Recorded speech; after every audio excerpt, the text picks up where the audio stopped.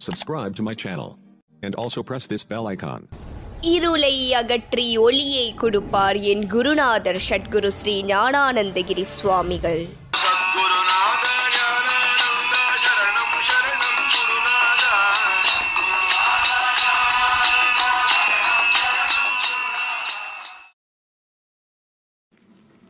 அனைவருக்கும் வசந்தாவின் வணக்கம். ஸ்ரீ ஞானானந்த தரிசனம் 8ஆம் அத்தியாயம் நேற்றைய தொடர்ச்சி.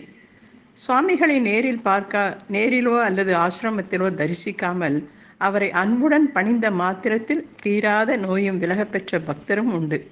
KR சுப்பையா அம்பலம் என்ற பக்தர் தான் முதல் தரிசனத்திற்காக வந்ததை கூறுகிறார். சுமார் 1960 அடியேன் மதனப்பள்ளி ஆரோக்கியபுரம் மருத்துவமனையில் சிகிச்சை பெற வேண்டி தங்கியிருந்தேன்.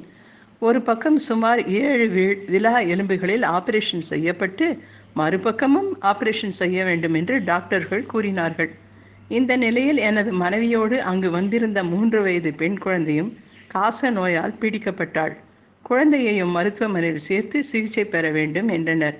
பெரிதும் கலங்கி இனி உலகில் வாழ்வதில் பயன் இல்லை என்ற முடிவிற்கு வந்து விஷமுள்ள மாத்திரைகளை சாப்பிட ஆயத்தமானேன்.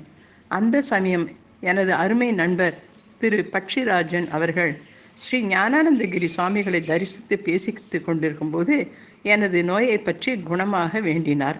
சுவாமிகளும் உடனே கவலை வேண்டாம், வரச்சொல் என்று கூறி செலவிற்கு 20 ரூபாய் பணமும் கொடுத்து அனுப்பினார்.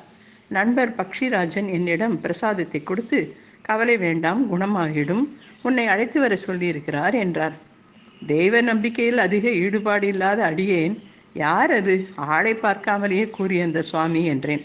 அதுவா, இவர்தான் என்று சுவாமிகளது போட்டோவை காட்டினார். கண்டேன். இவரே நமது தெய்வம் என்று பணிந்தேன், பிரார்த்தனை செய்தேன். நவரத்தின மாலை பாடலை கொடுத்தார். உளமுருக பாடி பிரார்த்தித்தேன்.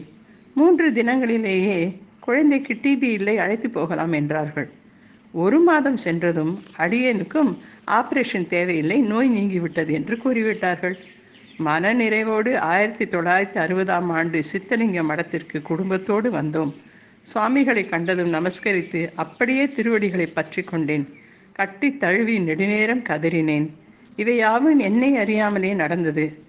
ஆமாம், பசுவை பிரிந்த கன்று என்று கூறி சாந்தி பெறுவோம், கவலை வேண்டாம், சாந்தி சாந்தி என்று அரவணைத்து ஆசி கூறியது இன்னும் என் காதில் ஒலித்து கொண்டே இருக்கிறது.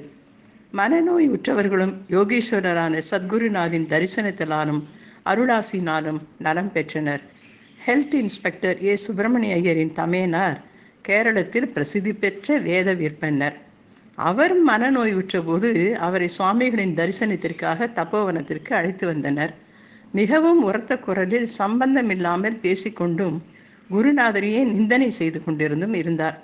அவரை எப்படியோ பிடித்து சுவாமிகளின் சன்னதிக்கு அழைத்து வந்தனர். குருநாதர் அந்த சமயம் தியான ஹாலில் வீற்றிருந்தார். உறக்க சத்தம் போட்டு கொண்டு வரும் அவர் வருவதை பார்த்ததுமே சுவாமிகள் அருகில் இருந்த சிறு கழியால் மணியை ஓங்கி அடித்து அந்த கண்டநாதம் அடங்கும் போது அதை போலவே மூலாதாரத்திலிருந்து ஓம் என்ற பிரணவ நாதத்தை எழுப்பினார். உடனே அந்த பெரியவர் சத்தம் போடுவதை நிறுத்திவிட்டு ஓடி வந்து சுவாமிகளின் திருப்பாதங்களில் விழுந்து அழுது கொண்டே சரணடைந்தார். சில வாரங்களில் பூரண குணமடைந்து ஊர் திரும்பினார். இப்படி தபோவனத்தில் குருநாதரின் அருள் நிழலில் மனப்பிணி நீங்கி சாந்தி அடைந்தவர்கள் பலர். நோய்களை தீர்க்கும் இவ்விதமான லீலைகள் எல்லாம் ஞானானந்த சாகரனின் அருள் சக்தி விலாசம். அவ்வியாஜ கருணாமூர்த்தியான குருநாதர் பக்தர்களை தம்மிடம் ஈர்ப்பதற்கு இவையெல்லாம் வெறும் வியாஜமே. அந்த லீலா வைபவத்தால் சுவாமிகளிடம் பக்தி ஏற்பட்டு வளர்கிறது. அப்போதுதான் குருவை பவரோக வைத்தியன் என்றும் அவரே மருந்து என்றும் காண்கிறான். இந்த குரு மருந்தாகிய ஞான ஆனந்த தேனையும் அதை உட்கொள்ளும் முறையையும் சிறுவர் கோபாலையா, குரு மருந்து இது, தனி மருந்து, அருந்தி இதையே சொன்னேன் கொள்வீரோ, மூல மருந்து இது, முக்தி மருந்து இது, முக்கண்ணனை கண்டோர் கொண்ட மருந்து என்று தொடங்கும் பாடலில் பாடுகிறார். நாராயணன் பம்பாயில் டாடா நிறுவனத்தில் இன்ஜினியராக பணியாற்றி வந்தார். அவரது மனைவி விஜயா முதல் பிரசவத்திற்கு பிறகு இரத்த குழாய் அடைப்பினால் கால்கள் பாதிக்கப்பட்டு நடமாட்டம் இல்லாமல் இருந்தார். குழந்தையும் தவறிவிட்டது. மெல்ல மெல்ல உடல்நிலை எதிர்பாராத விதமாக குணமாகிக் கொண்டது. கொண்டு வந்தது. அந்த சமயத்தில் மருத்துவர்கள் இனிமேல் குழந்தை பிறந்தால் அவர் உயிருக்கே ஆபத்து என்று கூறிவிட்டார்கள். ஆகவே பிள்ளை பேற்றை பற்றி மறந்தே விட்டார். ஜோசிய ரீதியாக பிள்ளையார் கோவில் கட்டி கும்பாபிஷேகம் செய்ய வேண்டும் என்று பரிகாரம் சொல்லப்பட்டது. ஹரிதாஸ் சுவாமிகளின் பஜனை மூலமாக சத்குருநாதரை பற்றி கேள்வியுற்று அவரது சொற்படி நாராயணன் சுவாமிகளின் தரிசனத்திற்கு தப்போவனம் வந்தார். அவரை மிகவும் அன்புடன் வரவேற்று அவரை மறுநாள் காலை ஒரு பிள்ளையார் விக்கிரகத்திற்கு விசேஷமாக அபிஷேகம் பண்ண செய்து சுவாமிகள், ஆமாம், பிள்ளையாருக்கு கோவில் கட்டி கும்பாபிஷேகம் செய்தாச்சு என்றாராம். அவருக்கு ஜோசியர் சொன்ன பரிகாரம் எப்படி தெரிந்தது என்று நாராயணனுக்கு வியப்பு. சில மாதங்கள் கழிந்த பின்பு அந்த தம்பதிகள் தப்போவனம் வந்தபோது அவர்களுக்கு சிறந்த சந்தான பிராப்தி உண்டு என்று சத்குருநாதர் வற்புறுத்தி சொல்லி மருத்துவர் ஆலோசனையினால் ஏற்பட்ட பயத்தை அறவே நீக்கினார். விஜயா மீண்டும் கர்ப்பம் தரித்திருந்த போது சத்குருநாதர் ஆக்ஞைப்படி 5வது மாதத்திலிருந்தே தப்போவனத்தில் தங்கினாள். பின்பு பிரசவத்திற்கு ஸ்ரீரங்கத்தில் ஒரு மருத்துவமனைக்கு செல்ல வேண்டும் என்றும் சுவாமி கூடவே இருக்கும் என்றும் கூறி அவர்களை அனுப்பி வைத்தார். மறுநாள் காலை அறுவை சிகிச்சை செய்ய வேண்டும் என டாக்டர் அபிப்பிராயம் தெரிவித்து தக்க ஏற்பாடு செய்திருந்தார். அன்று இரவே ஒரு பம்பாய் பக்தர் மூலமாக சுவாமிகள் அனுப்பி வைத்த பிரசாதம் வந்து சேர்ந்தது. அவர் அனுகிரகித்த பழத்தை சாப்பிட்ட சிறிது நேரத்திலேயே சுகப்பிரசவம் ஆயிற்று. பின்பு தப்போவனத்தில் சுவாமிகளை தரிசிக்க வந்தபோது விஜயாவிடம் தாம் மருத்துவமனையில் பிரசவ சமயத்தில் கூடவே இருந்ததாக கூறி அவள் தங்கியிருந்த அறையை வர்ணித்து அதற்கு அருகில் இருந்த ஒரு மரத்தின் கீழ் தாம் நின்று கொண்டிருந்ததாகவும் கூறினார். அவர் கூறிய விவரங்கள் எல்லாம் முழுவதும் சரியாக இருந்ததைக் கண்டு விஜயா ஆச்சரியமடைந்தாள். பிறந்த ஆண் குழந்தைக்கு சுவாமிகளே தேசிகன் என்று பெயரிட்டார். அவன் குருநாதனின் தனி அன்பிற்கு பாத்திரமானான்.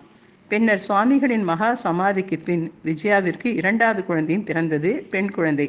அதுவும் சுகப்பிரசவமாகவே இருந்தது.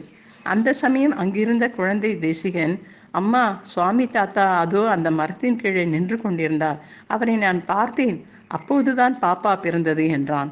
அவன் குறிப்பிட்ட மரமும் சில வருடங்களுக்கு முன் சுவாமி வர்ணித்த மரமே.